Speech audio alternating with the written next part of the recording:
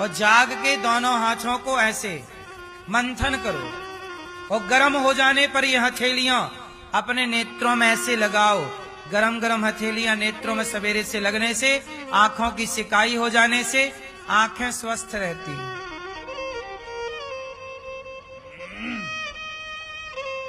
आंखों में अंधापन जल्दी नहीं आता, पहला।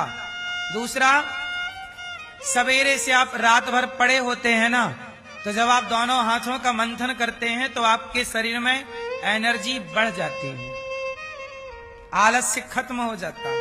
ये मंथन है। दूसरा, अपने हाथों का दर्शन करो और श्लोक बोलो, कराग्रे वसते। क्या मतलब हुआ इसका? कर मध्य सरस्वती, कर मूले तु गोविंद, प्रभाते कर दर्शनम। क्या मतलब हुआ इसका? कराग्रे मतलब कर के अग्रभाग में, बसते मतलब लक्ष्मी बसती हैं। यहाँ लक्ष्मी का वास है, इसलिए रुपया का इशारा ऐसे होता है। ये लक्ष्मी, लक्ष्मी यहाँ बसती हैं उंगलियों में। कराग्रे वसते लक्ष्मी, कर मध्य सरस्वती, मध्य भाग में यहाँ सरस्वती का वास होता है, और मूल भाग में भगवान कृष्ण का।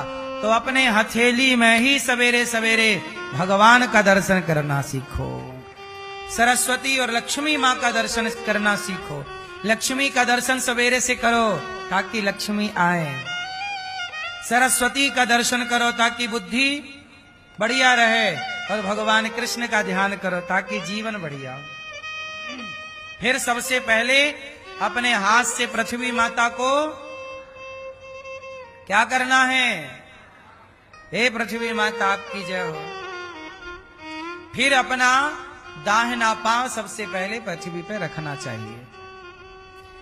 कहा यह जाता है कि जो सुर चलता हो उसका वो वाला पांव रखना चाहिए, पर आप सुर का नॉलेज नहीं रखते तो आप दाहिना पांव सबसे पहले पृथ्वी को प्रणाम करके, हे पृथ्वी माता आपकी जय हो, प्रणाम करके फिर थोड़ा सा सवेरे जाग कर 3-4 गिलास पानी पियो। उठ के सबसे पहले क्या करना चाहिए? पानी पीना चाहिए। सवेरे जाग के पानी पियो। जो रात भर में आपकी लार बनी ना मुंह पे, वो अंदर जानी चाहिए। पानी पियो, कुल्ला करके ऐसे करके पानी पियो, और 100-200 कदम चलो। इसके बाद फ्रेश होके स्नान करो। स्नान करने के बाद एक तांबे का लोटा लो, जल भरो। सबसे पहली आराधना सूर्याय नमः, आदित्याय नमः। सूर्य भगवान को एक लोटा, सूर्य भगवान को एक लोटा जल चढ़ाओ। सूर्याय नमः, आदित्याय नमः, भौमाय नमः, खगाय नमः, मित्राय नमः, भास्कराय नमः।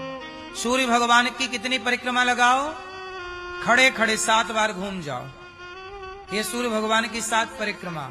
और जल चढ़ाते समय कोई बड़ा बर्तन रख लो ताकि वो जल का पानी पांव छींटे पांव में ना आए।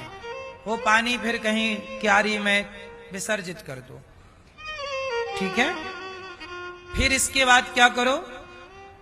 आपके घर में मंदिर होगा छोटा सा, वहां आसन लगाओ, पूर्व दिशा की ओर बैठो। पूर्व दिशा की ओर मुंह करो, या पूर्व या उत्तर की ओर मुंह करो। और आपके घर में गोपाल जी हैं, उनको स्नान कराओ, उनको नहलाओ, उनको वस्त्र पहनाओ, उनका भोग लगाओ। सवेरे सवेरे भगवान की पूजा, और चलता रहे मुख में श्री कृष्ण गोविंद हरे मुरारी, हे नाथ नारायण वासु। सवेरे जागो, थोड़ा कीर्तन कर लो श्री कृष्ण गोविंद। पति पत्नी दोनों समय से जागो, बच्चों को जगाओ। सवेरे आरती उतार लो भगवान की, सारे लोग मिलकर 5 मिनट कीर्तन कर लो श्री कृष्ण को। हे ईश्वर को धन्यवाद दे दो, हे प्रभु आपने आज का दिन दिया, ये जीवन दिया, प्रभु आपका है, सब आपके चरणों में समर्पित है। भगवान का भोग लगाओ। स्नान कराने का जो जल बचे वो जल ग्रहण करो, वो बनता है चरणामृत। चरणामृत पीकर बच्चे स्कूल जाएं। चरणामृत पीकर चलने वाला व्यक्ति कभी उसकी अकाल मृत्यु नहीं होती। अकाल मृत्यु हरणम सर्वव्याधि विनाशनम, विष्णु पादोदकम पीत्वा पुनर्जन्म न विद्यते। केवल चरणामृत की महिमा है। तो भगवान को इस तरह पूजा करो, थोड़ा ध्यान करो, पाठ कर लो। हनुमान चालीसा का पाठ कर लो, सुंदरकांड का पाठ कर लो, 5 मिनट कीर्तन कर लो, श्री कृष्ण गोविंद हरे मुरारी, भगवान का धन्यवाद दे दो। इसके बाद तैयार हो के अपने काम धाम पे चले जाओ। सवेरे योग करते हो तो योग कर लो, आधा घंटा 1 घंटा योग जरूर करना चाहिए। फिर नित्य कर्म करो। रात को सो तो सोने के पहले आप लोग क्या करते हैं, रात को बिस्तर पे जाते हैं, जाके सो जाते हैं। ऐसे नहीं सोते, सोने के पहले भगवान का बिस्तर पे पड़े पड़े भगवान का ध्यान करना चाहिए। भगवान ऐसा भाव बनाओ कि भगवान श्रीमन नारायण के हम चरण दबा रहे हैं, भगवान के सुंदर छवि का दर्शन, और भगवान का चिंतन करते करते सो जाओ। जब भगवान का चिंतन करते सोएंगे तो सपने में आपको भगवान का दर्शन होगा। 15 दिन तक रेगुलर यदि आपने ध्यान किया तो आपको एक 15-20 दिन के अंदर ही दर्शन हो जाएगा। और कलयुग में ना सपने में ही दर्शन होते हैं भगवान के। इसलिए थोड़ा बाहर की दुनिया से हट जाओ। बाहर बहुत ज्यादा मजा नहीं है साहब, ये चकाचौंध में ना उलझा करो। थोड़ा ध्यान चिंतन, भगवान को याद रखो। और नहा के ही रसोई में, हमारी माताएं नहाओ, नहा के फिर नाश्ता बनाओ, भोजन बनाओ। अब आप लोग कुछ माताएं बिना नहाए रसोई में चली जाती हैं, बिना नहाए भोजन बना लेती हो। तुम्हारे हाथ का तो देखो सतयुग के कुत्ते भी ना खाते, यदि तुम ऐसे आचरण वाले हो तो। सतयुग त्रेता के कुत्ते भी तुम्हारे हाथ का ना खाते। सही बोल रहे हैं, अब इसमें कोई बुरा माने तो क्या करें। तुम बिना नहाए रसोई में चली गई।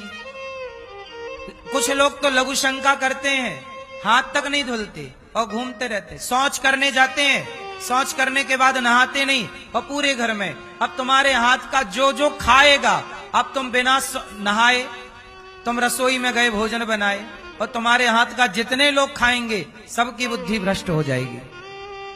जैसा खाओ अन्न वैसा रहे। आजकल लोगों के मन काहे बिगड़े हैं। तुम्हारा पति, कुछ पति पड़ोसन को ताक रहे हैं, काहे ताक रहे हैं? तुमने उन्हें दूषित अन्न खिला दिया।